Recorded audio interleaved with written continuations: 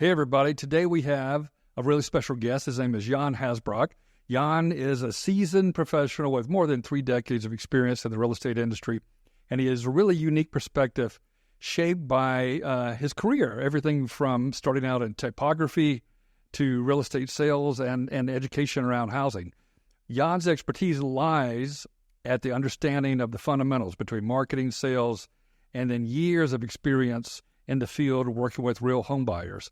He's really passionate about universal design principles. You're going to hear all about that, particularly in residential construction. He advocates for the integration of more accessible living homes or more livable homes for every demographic, and is something that our country is short of right now. So without further ado, let's jump right in to the conversation with Gian.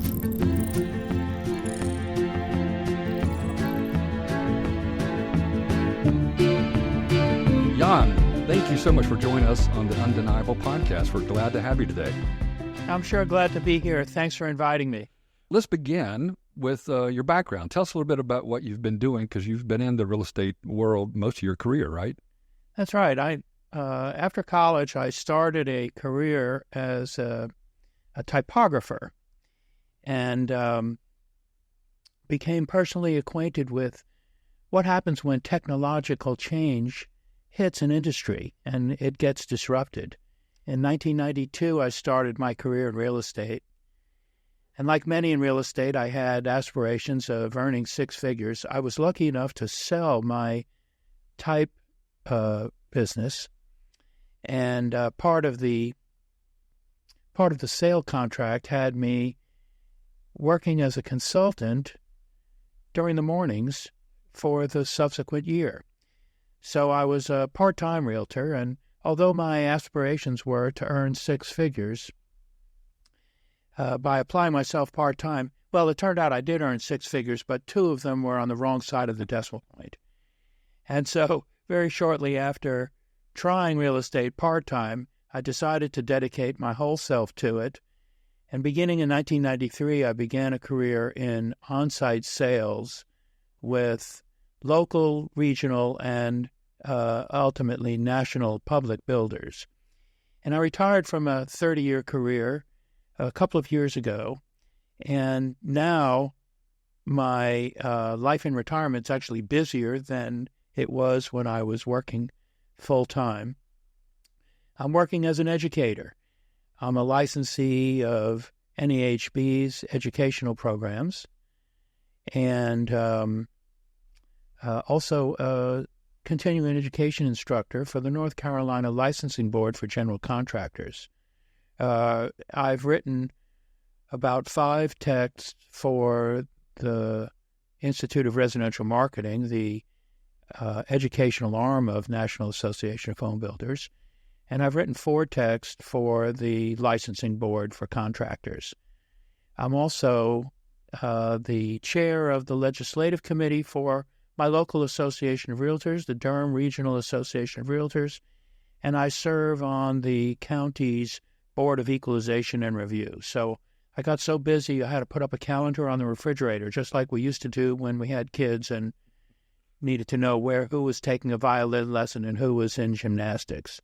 I love it. I love it. That there is a common theme of people who experienced business professionals who think retirement is the end goal and then realize there's so much more to life. And I think there's enough new evidence that says retiring is actually unhealthy. So another topic, maybe another podcast. But I when you and I have spent a little time together after the Builder Show, I realized like you have so much experience, and there are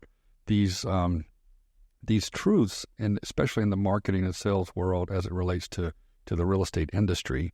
Do you think of like these undeniable truths about marketing and selling, things that you probably realized, maybe taught yourself in the 90s or 2000s, and they're still true today despite all the technological change? Are there these?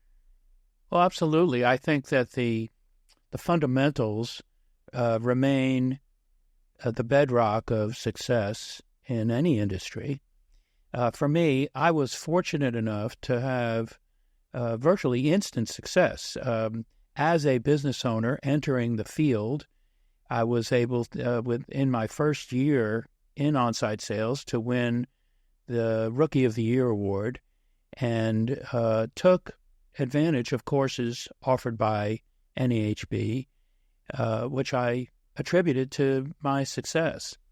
Sometime later, around the turn of the century, that sounds so old, but 25 years ago, I began teaching some of the courses as I got my designation from NAHB as a master in residential marketing. And so I've been teaching the courses for about 25 years. I was actually just one of 3 instructors nationally who was responsible for teaching NAHB's Train the Trainer course, which anyone who wanted to teach courses had to take. So I've relied on fundamentals. And of course, up until the pandemic, all courses were delivered in person. So there's been a sea change in how education is delivered. Most of my programs, not all, but most of my programs are delivered virtually. And there are certainly some advantages to that, although some of the surveys we used to rely on indicated that the greatest benefit that attendees experienced was the networking during the breaks that they had with fellow attendees in person. That's exactly how I met a couple of folks at that event with you a month ago. Is the breaks and the interaction in between, and that's the only reason to still go to trade shows and conferences today is for personal contact. When you say you learned a lot through teaching, there's there's an old axiom, and maybe it's a quote from someone famous, that the best way to learn is to teach. So you also were a trainer, like a sales trainer in the early years. I know that's what you're doing now. Absolutely. And I, by writing courses on sales training, I bring some of that training expertise to the courses that I'm delivering. One of the fundamentals of selling that I've developed into a formula called high-def sales is actually a mathematical equation that describes the environment that's necessary for a sales to occur. And the acronym high-def sales represents an equation that stands for hope insurance, HI, times dissatisfaction, D, is greater than EF, expense plus fear, then a sales can occur. And I developed this formula after the great financial recession, when everybody was doing everything they could, paying for Caribbean vacations, putting flat screens in the house, delivering $100 bottles of champagne in order to get people to make the sale. And I found I was uncomfortable focusing strictly on incentives, which is the expense part of the high-def equation. And I found that once I focused on the level of dissatisfaction that people had with their current situation, that the expense issue, the cost issue, and the associated incentive took a back seat. I retired in the midst of the great financial boom during the pandemic, and I had personal satisfaction when people would come in during those last days I was on site and say, "What's your incentive?" And my answer would be, "Well, today the incentive is we have something available." That's right. You turn the tables. Hey, so go back. I missed this when we've talked in the past. Go back to the acronym high def. Hope insurance, that's HI. And D is dissatisfaction. Yeah. E is expense, and F is fear. So let's break that down. Hope insurance is the belief on the part of the prospect that by making the purchase, it will reinforce their self-image. Right. And there's lots of ways we do this. It's through the use of models, the use of testimonials, the use Sure. of invoking the builder's story as a good citizen, and ultimately the salesperson themselves. People will not buy unless they like someone, and they won't buy if they don't like someone.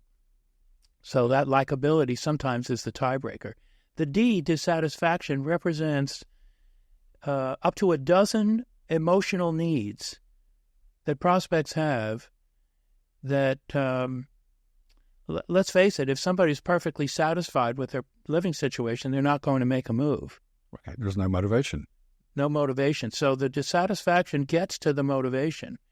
And although these emotional deficits, which cry out to be filled, is not 100% of the sale, there is the rational element as well on the part of the prospect. They start the ball rolling. They're the snowball that turns into the avalanche of positive commitment. Yeah. The expense is, of course, the price, but it's also the hassle and the complexity of the moving experience, the purchase experience. And the fear is, most often, it's the fear of making a decision, of closing off the alternatives that exist before a decision is made. And so as long as the productive relationship between hope insurance and dissatisfaction can outscore the additive relationship between expense and fear, Right. the stage is set for the sale to occur. It is a simple equation, and so much of what we do in life is as fundamental as avoiding pain and seeking pleasure, and we view fear as maybe the top 10 sources of pain. It's the fear of making mistakes, the fear of of regret. So I love it, man. You're applying a lot of psychology to the way people make usually the most expensive purchase of their life, a home. Has this equation, has this worked throughout your whole career, and you just realized it after? Well, I realized it in the last 10 years of my career, and that was when I was at my most successful. Yeah. And I vaulted into the stratosphere of high earnings. My greatest level of earnings was the last 10 years of my career, from 2013 through my retirement. And that's when I started keeping that focus center stage in my brain. And I realized also that the skill set that I needed to bring to bear was to realize that not all of the 12 emotional needs were present in every prospect. To identify the top 3 or 4 was what was most critical. And those emotional needs were far-ranging. They were from cultural to convenience, from basic requirements to romance,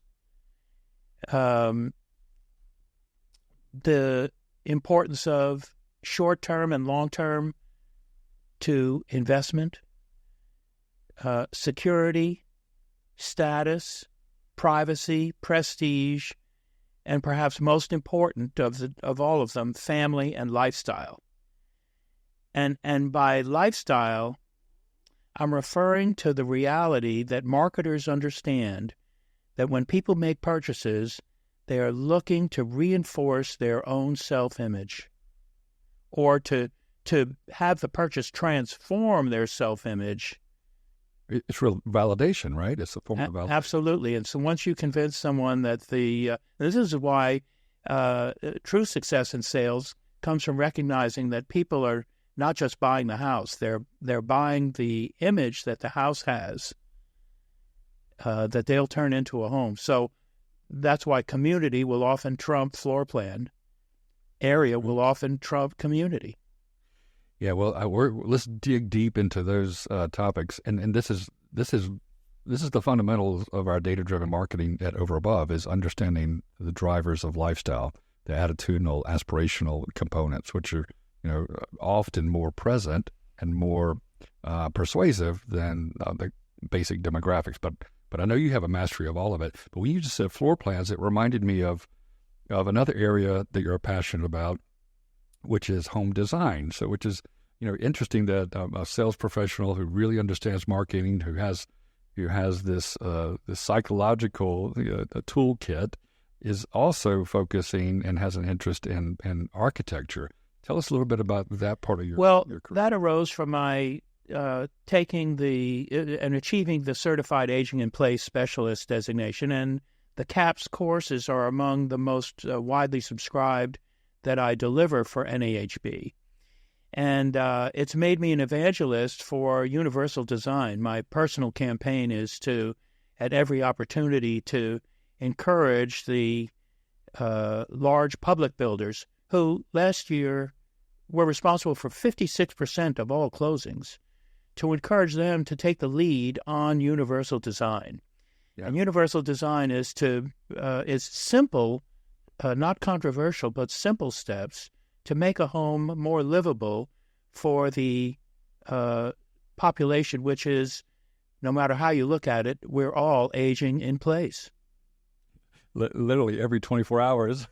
I mean, my body aged since yesterday. We have still 75 million boomers who are in elderhood, who are reinventing elderhood compared to their grandparents, and they want to stay. They want to stay active. They don't want to be shunted off to assisted living if they can possibly stay in their existing home. But they're not going to be able to stay in the existing home if they're in a wheelchair and they can't get into the bathroom because it's got a 2-foot door or they've got steps. And because our housing stock age right now is at record levels, we're at 40 years average. That means half of the homes in the United States were built before 1984. Yeah, it's shocking. We're at the ULI conference in Manhattan just a month ago. We had 2 presentations in our council, and John Burns, a pretty recognized real estate economist, he focuses on the replacement cost and the replacement void, that delta of building new construction. Is, if I got it right, he says we're 3 years behind, and we project out at permits and new starts. It's almost impossible to catch up in the next few years. So, in essence, we're underbuilding new homes in the United States that are millions of units short for the demand. And there's no short-term solution to this, which is going to be a much greater problem, obviously. Well, because of that imbalance between supply and demand, which looks to be impossible to fully satisfy in the next 5 or 6 years, we're going to see a continuation of price escalation. But back to the universal design, Jan. So this sounds so simple. It's the idea that this reasonably permanent structure, a residential dwelling, a house that you're financing for 30 years on average. Why shouldn't it have usability for 3 decades? Not all of the builders, and even when you think about regional builders and custom builders, they don't think about convincing the buyer that some of these design fundamentals are in their best interest. Why is that? Why has it been overlooked? Well, there's a focus on profitability, and it initially costs more to make changes from the status quo. Yeah. But when you look at the cost of a universal designed home versus the conventional designed home that we're seeing from the large public builders, the difference is less than 5%. And give us some examples. Like this is an example would be a barrier-free shower, an entry without steps. Right. Just in the final grade, if you're making modifications, not in every type of foundation, but in a home with a basement or a home on a slab, which is the most common built foundation, the slab foundation. Simple focus on the final grade can allow for a barrier-free entrance. Well, it makes the product more valuable. And again, Overabove has spent some time learning about the senior living, continuing care, retirement community segment of the real estate environment, and they have challenges, right? I mean, they call them, well, it's much different than active adult. These are senior living facilities, and the normal objection for a prospect is, I don't want to leave my house. Especially when you're in your 80s, 90s, there's a level of real comfort and avoidance of fear, as we were talking about earlier. So this would be an alternative to that segment of Americans that say, I'm going to live here until I leave the planet Earth. And I think there's, just like with this undersupply problem for millennials and Gen Z, or you're going to tell us they're called the Homelanders. Yeah. So we'll talk about that next. But like this is also an equal problem. It's like the other end of the continuum, isn't it? The boomers that are in their final decades of living in a home compared to the earlier generations that are trying to acquire a home. We just have a lot of challenges when it comes to residential real estate in the United States. Well, we do, but none of these challenges are beyond our ability to meet them, and that's why I've become a flag waver for universal design directed at the large publics, because they control the way they go is the way everybody else goes. That was a great episode with Gian Hasbrock. He is a really experienced real estate professional with extremely valuable insights into the dynamics of the real estate market. He highlighted the importance of understanding consumer behavior, both at the sales level and the emotional level, how consumers' emotional needs have to be met throughout the sales process.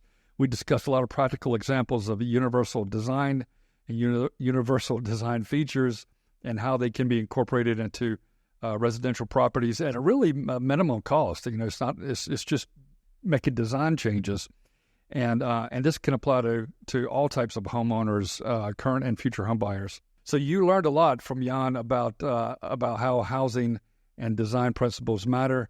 But guess what? We have a part 2 of the conversation with Gian Hasbrock in the next episode, and it's all about my new favorite book called The Fourth Turning, and the sequel, The Fourth Turning, is here. You don't want to miss part 2. Check it out, and thanks for listening.